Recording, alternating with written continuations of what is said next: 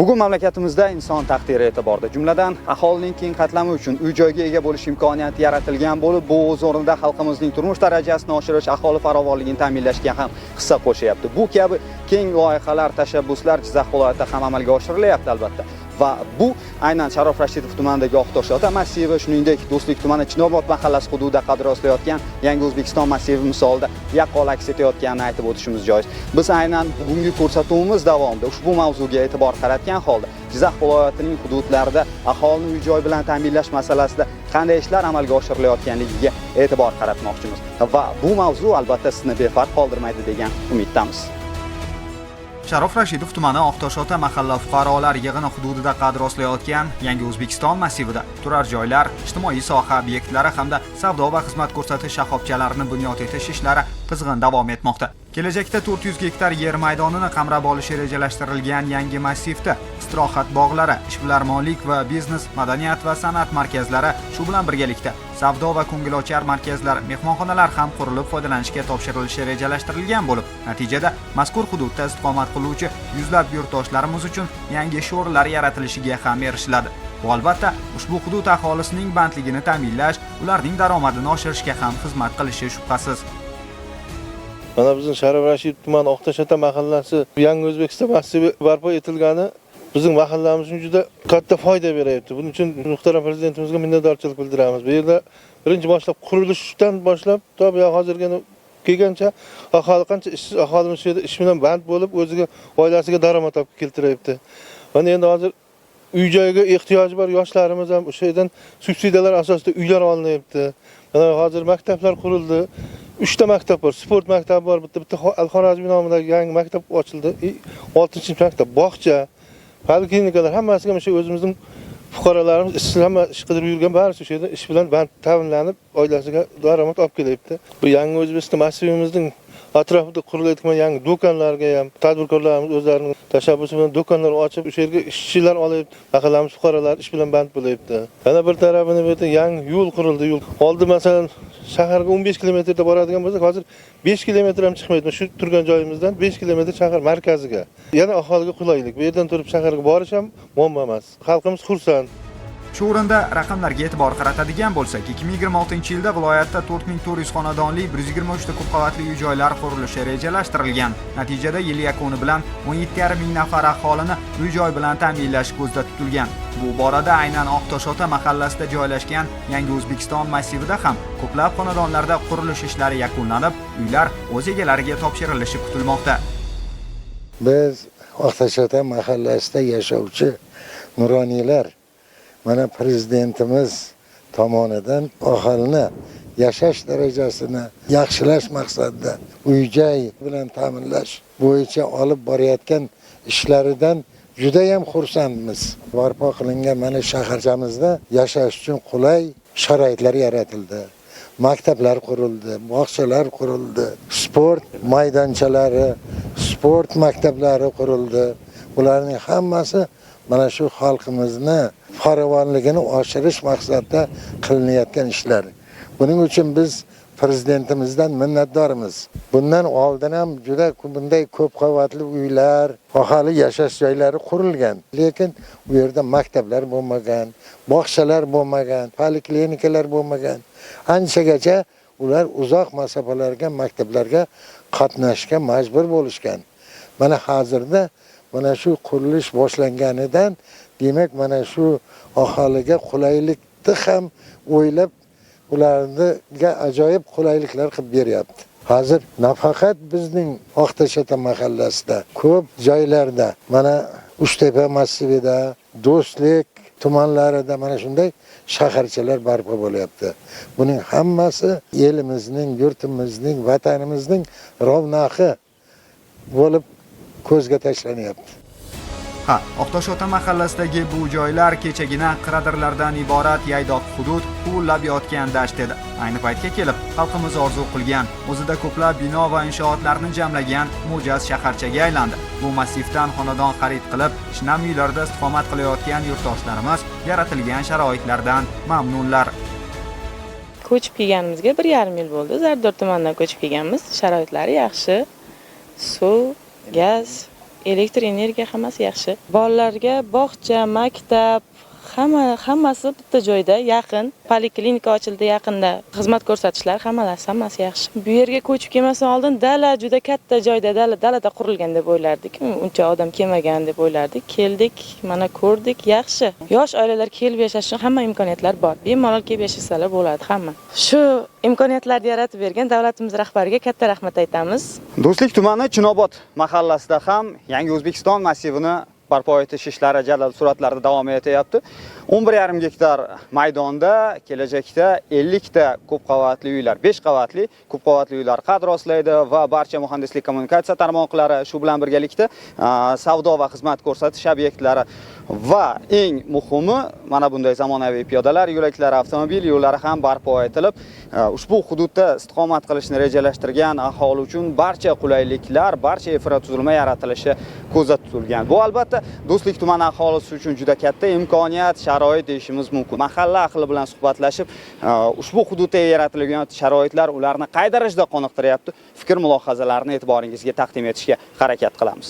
Yangi O'zbekiston massivini Do'stlik tumanida qurilishi hech kimning xayoliga kelmagan narsa bo'ldi. Cho'l biyobon bu joydan bir chiroyli, hamma sharoitlari bor uylar vujudga keldi.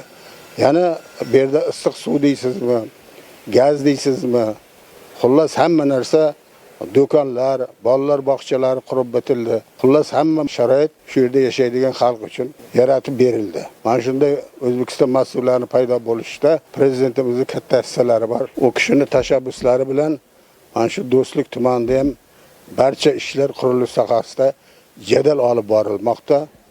Hali bu oxiri emas, yana davom etyapti. Hozir bu yerga kelib yashaydigan odamlar fikri o'zgardi.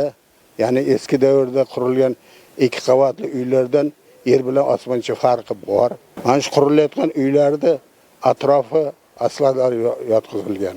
Ilgari shu yerga kirib chiqsangiz, oyog'ingiz loy, chang, qayerga borib ishlasangiz, ish joyida albatta oyoq kiyimlar tozalab kiradi. Hozir biron qarish ochiq joy qolmagan. Hamma joy asfaltlangan. Inson uchun, mana shu xalqimiz uchun sharoit, hamma joyda sharoit yaratilgan. Do'stlik tumanida amalga oshirilayotgan bu loyiha tumanning yangi qiyofasini yaratish va aholini shinam uy-joy bilan ta'minlashda katta ahamiyatga ega. Ko'p qavatli uylar, ijtimoiy soha obyektlari bosqichma-bosqich qurilib foydalanishga topshirilayotgan mazkur massivda zamonaviy arxitektura yechimlari asosida muhandislik kommunikatsiya tarmoqlari, bolalar maydonchalari va yashil hududlar barpo etish ham ko'zda tutilgan. Hozircha mana Chinobod mahallamiz juda ko'rkam mahallaga aylanib bormoqda. Ko'rib turibsiz, katta ko'p qavatli binolar qurilmoqda. Do'stlik markazini bundan bir 7-8 yil oldin bilan taqqoslaydigan bo'lsak, nimalar o'zgardi? Aholi farovonligi uchun qanday ishlar amalga oshirildi?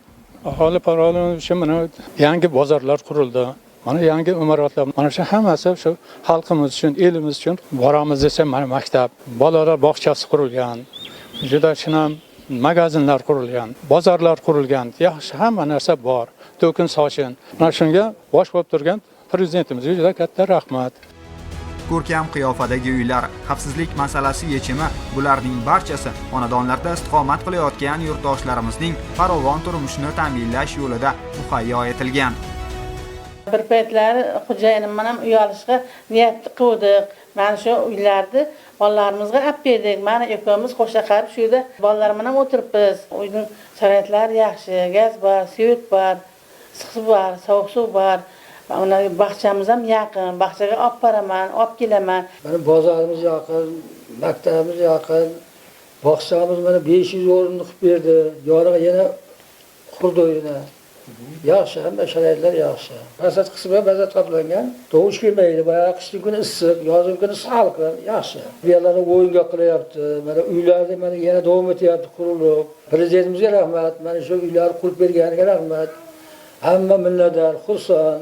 Bu yangi O'zbekiston massivi uylari bizning mahallamiz uchun eng birinchi navbatda fuqarolarni uy-joy bilan ta'minlash ya'ni uy-joy tanqisligi masalasining yechimi bo'lish bilan bir qatorda ularning muammolari 2-3 oila bitta xonada yashashga to'g'ri kelgan, chunki uy-joy yetishmasligi, tanqisligi bo'lgani sababli bu uylarning barpo etilish reja qilingan hamda mana amalga oshirildi. Bu yerdagi fuqarolarimizning kayfiyati juda ko'tarinki, yuqori, chunki bu yerdagi yaratilgan sharoitlar shahar sharoitidan kam bo'lmagan holatdagi uylardan biri bo'lib hisoblanadi. Bu yerdagilar infratuzilma 100% ta'minlangan, gaz, suv, sovuq suv, hattoki tayyor uyga faqat ko'patishingizdan keyin yashaysiz xolos bu yerda. Eng bizni dolzarb masalalamizdan bittasi bo'lgan obodonlashlarga biz qattiq o'zimizni kuchimizni qaratmoqdamiz. Fuqarolar bilan tashabbusi bilan har bitta ko'p qavatli uyning hovli qismiga rayhonlar, daraxtlar, xullas yashil makon yaratish maqsadida bir qator ishlar amalga oshiryapmiz. Hozir bu qisman, chunki har yangi boshladik bu ishlarni. Xudo xolsa kuzda ko'proq mevali va mazali daraxtlar ekishni rejalashtirganmiz. Bizning nafaqat Chorobod mahallasi, Do'stlik tumanimizdagi eng og'ir masalalarimiz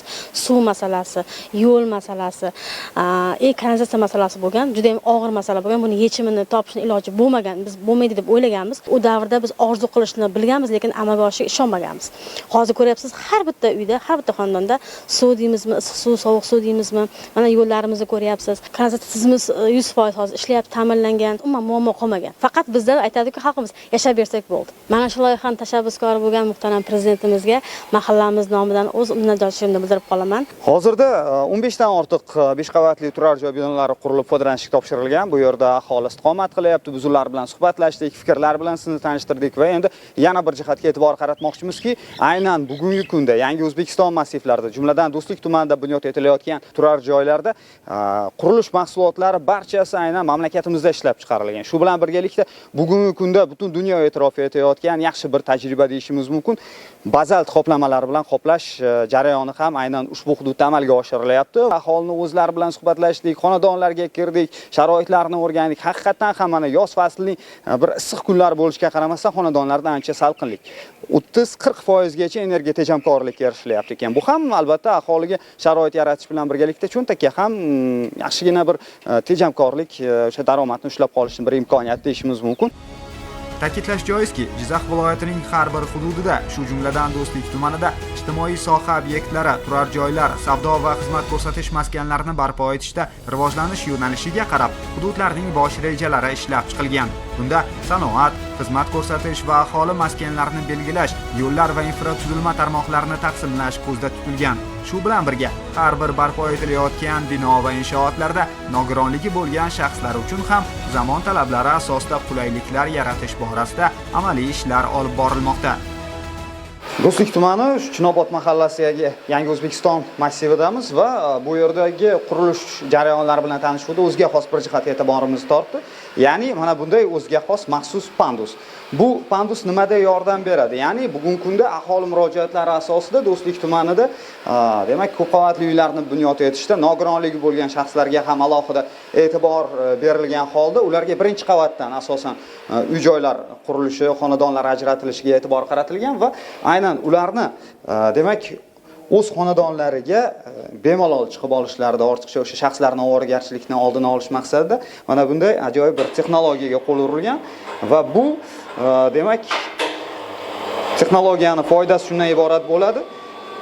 Mana bu tugma bosilsa bo'ldi. Bu yog'iga o'sha nogironlik aravachasidagi shaxs ortiqcha ovoragarchiliksiz bemalol o'zi joylashgan xonadonga ko'tarilib boradi. Bu ham albatta aholi murojaatlari bilan ishlash, ularga qulay bir imkoniyat yaratishni yaxshi bir yo'nalishi, tajribasi deyishimiz mumkin. Yangi O'zbekiston massivida tungi yoritish chiroqlari, piyodalarda ham masalan nogironlarga moslashtirilgan yo'laklar barpo etildi. Yangi issiq qozonxona barpo etilib, bitkazilgan ko'p qavatli uylarga to'liq qishning kunda xizmat ko'rsatdi. Hozirgi kunda bu kanalizatsiya suvi, elektri to'liq davlat tomonidan dastur asosida amalga oshirib berildi. Yana bir jihati Yangi O'zbekiston massivida 120 o'rinli bog'cha qurildi o'shimcha. Yana hozir rejamiz bor. 720 o'rinli maktab barpo etishimiz. Yangidan barpo etmoqchimiz. Yil oxiriga yana Xudo xohlasa 10 ta uy topshirmoqchimiz. 200 ta xonadonni o'z egalariga bu yilma-yil bosqichma-bosqich bo'ladi. Bundan tashqari ikkinchi massivimiz ham bor. buni ham hozirgi kunda ishlar boshlab yuborganmiz. Bu ham xuddi Chinobod mahallasidan. Hozirgi kunda buni joylar tayyorlanib, kommunikatsiya tarmoqlari, loyihalar ishlab chiqilyapti. Tez kunlarda ikkinchi massivni ham barpo etishni boshlaymiz. Albatta, barpo etilayotgan yangi uy-joylarning ko'rkam qiyofada bo'lishi, xonadonlarga eltuvchi yo'llar va piyodalar yo'laklarining bunyod etilishi bu zamon talabi. Shu bilan birga, kuz-qish mavsumlarida uylarni issiqlik energiyasi bilan ta'minlash ham muhim masaladir.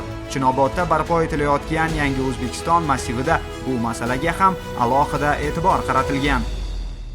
Chinobod mahallasidagi markazlashgan qozonxonadamiz. Bu Do'stlik tumanida yangicha tajriba deyishimiz mumkin. Ushbu qozonxonani barpo etilishi bilan aynan yangi O'zbekiston massivi va aynan ushbu hudud Chinobod mahallasidagi bundan bir 30-40 yillar oldin qurilgan 2 qavatli uylar ham aynan issiqlik ta'minotiga ega bo'ldi. Shu bilan birgalikda bir qancha ta'lim muassasalariga ham 2025-2026 yilgi kuz-qish mavsumida issiqlik energiyasi yetkazib borilishi to'liq amalga oshirildi deyishimiz ham mumkin. Ushbu loyiha Abdurahim aka, mazkur qozonxonani biz Do'stlik tumanidagi shu zamonaviy tipdagi birinchi qozonxona dedik. Qurilish jarayonlari qancha payt davom etdi, imkoniyatlari? Qurilish jarayoni 2024-yil kuzda boshlandi. 1 yilda tugatdi-da. 1 yilga ham bormadi.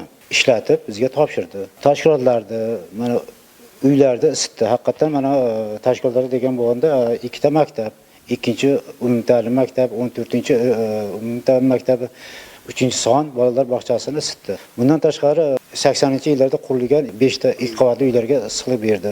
Mana bu O'zbekiston massivida 15 ta 5 qavatli uylarga issiqlik bilan ta'minladik. Juda ixcham ham tejamkor isitish qozoni. To'g'risi, nimaga deganda biz oldin qiynalardik. Nimaga deganda operatorlar ham qiynalardi, uni qo'shardi, o'chirardi, lekin bu hammasi avtomatika. Keyingi quriladigan uylarga ham isitib berishi imkoniyati juda katta. Men unga ishonaman. Nimaga deganda bu yerda 3 ta qozon bor, 2 ta 4000, 8000 quvvat, bitta 2000 quvvatga ega, 10000 quvvat. Bemalol hammasini isitadi.